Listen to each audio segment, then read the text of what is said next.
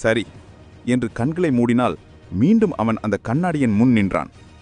சரி, இப்போ என்னை எங்க கூட்டிட்டு போகணும்னு நினைக்கிற என்று கண்ணாடியை பார்த்து கேட்டான். அப்போது பலத்த சிரிப்புடன் பதக்கம், விதான், ஒரு புதிய அத்தியாயத்தை தொடங்க நீ தயாராக இரு. இனி நீ மேற்கொள்ளும் பயணம் மிகவும் கடுமையானது.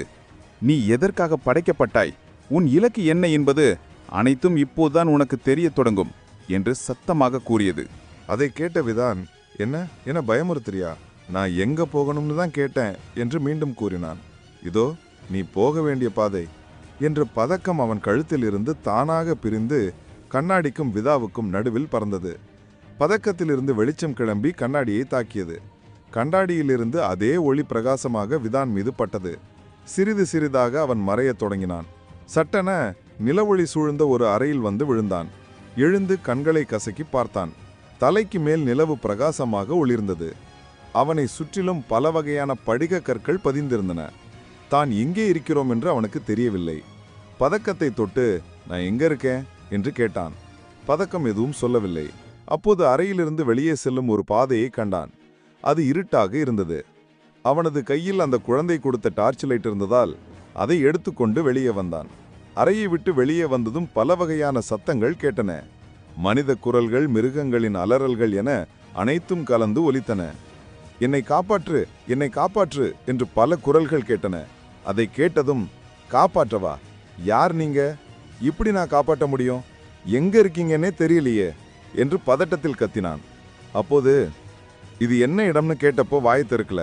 இப்ப நான் கத்துறது மட்டும் உனக்கு குத்தமா போச்சா என்றான். பதக்கம், சரி சத்தம் போடாத, அமைதியாயிரு என்றது. இப்போ இங்க யாருக்கு என் உதவி தேவை சொல்லு, செஞ்சுட்டு கிளம்புறேன் என்றான்.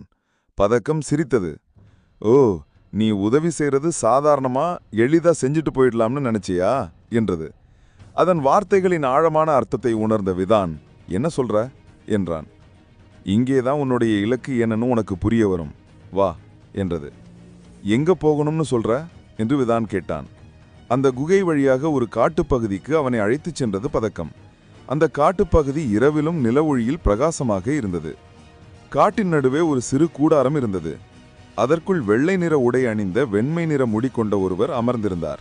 அதை பார்த்த விதான், யாரது என்று மனதிற்குள் எண்ணியபடியே கூடாரத்தை நெருங்கினான். அந்த இடத்தை சுற்றி பார்த்தவன், இவ்வளோ பெரிய இடத்துல இந்த ஒரு வீடு மட்டும்தான் இருக்கு. நல்லவேளை நம்ம ஊர் ஆட்கள் இங்க வரல, இல்லைன்னா இந்த இடத்த பிளாட் போட்டு வித்திருப்பாங்க. இது லவ்வர்ஸ் நைட்ல கேண்டில் லைட் டின்னர் சாப்பிட ஏற்ற இடமா இருக்கு என்று மனதிற்குள்